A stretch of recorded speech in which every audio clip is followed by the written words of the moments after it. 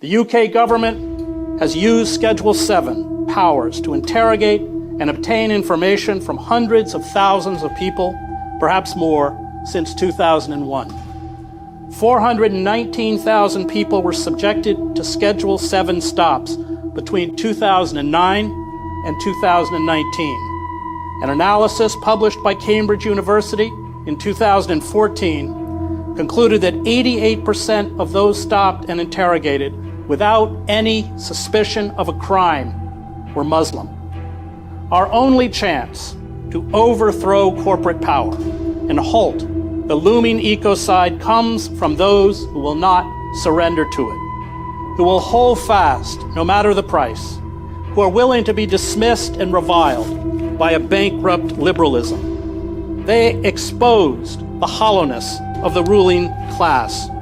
They forced the state to respond, evidenced when Parliament declared a climate emergency following mass protests organized by Extinction Rebellion, and the decision by Dutch lawmakers to reduce fuel subsidies after the blockage of roadways. Those who accept risks, including long prison terms, penetrate the consciousness of the wider society, including the security organs that protect it.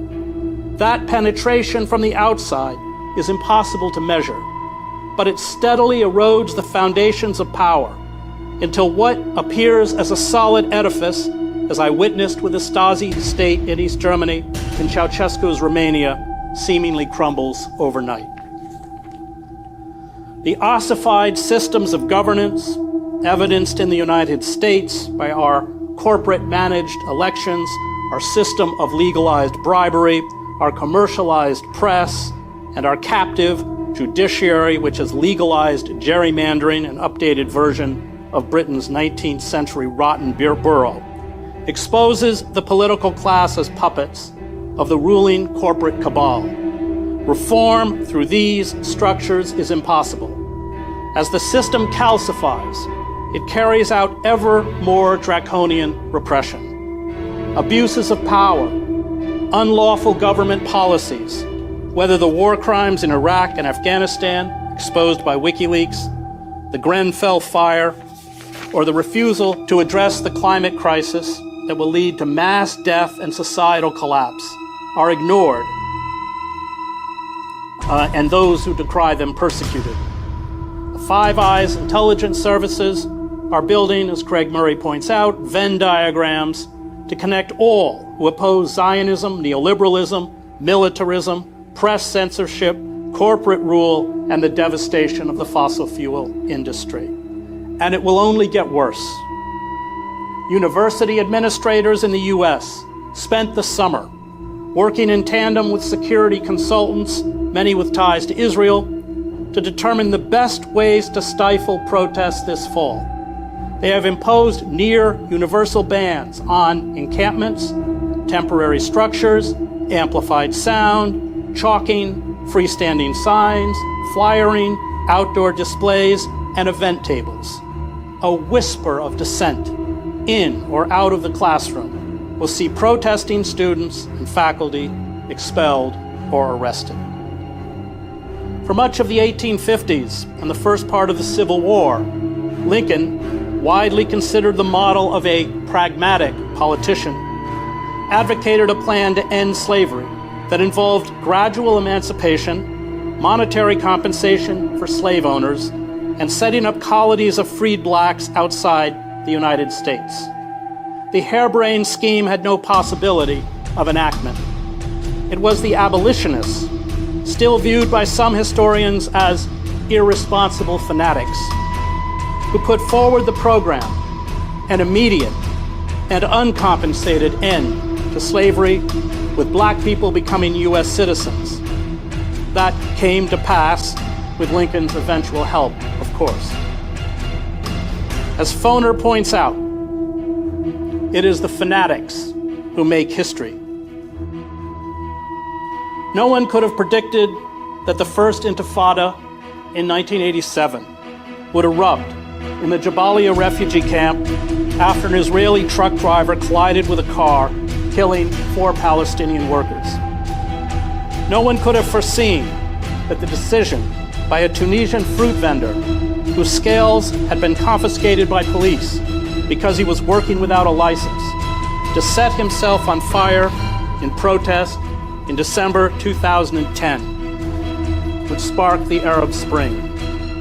While the moment of eruption is mysterious, it are the visionaries and utopian reformers, such as the abolitionists, who make possible real social change, never the practical politicians.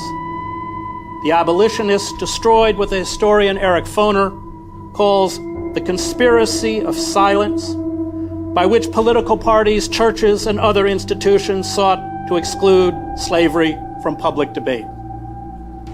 The Iranian-American sociologist Asif Bayat, who lived through both the Iranian Revolution in 1979 and the 2011 uprising in Egypt, distinguishes between subjective and objective conditions for the Arab Spring uprisings that erupted in 2010. The protesters may have opposed neoliberal policies, but they also were shaped, he argues, by neoliberal subjectivity. The Arab revolutions lacked the kind of radicalism in political and economic outlook that marked most other 20th century revolutions. Bayat writes in his book, Revolution Without Revolutionaries, Making Sense of the Arab Spring. The lack of hierarchical structures in recent mass movements done to prevent a leadership cult and make sure all voices are heard while noble in its aspirations make movements easy prey. By the time Zuccotti Park, where I spent a lot of time, had hundreds of people attending general assemblies, for example, the diffusion of voices and opinions meant paralysis, especially once the movement was heavily infiltrated by police, the FBI, and Homeland Security. Peter Kropotkin makes this point, writing that consensus works in small groups, caps the number at 150, but cripples large organizations. The far more effective and crippling tools of grassroots educational campaigns, strikes, and boycotts were ignored or sidelined, perhaps because they are much harder and much less glamorous.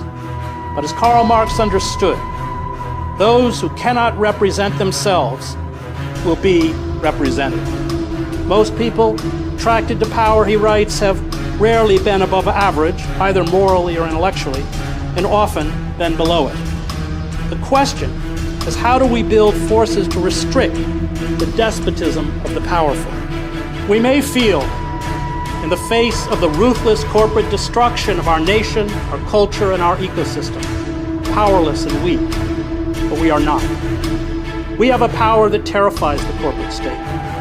Any act of rebellion, no matter how few people show up or how heavily it is censored, chips away at corporate power.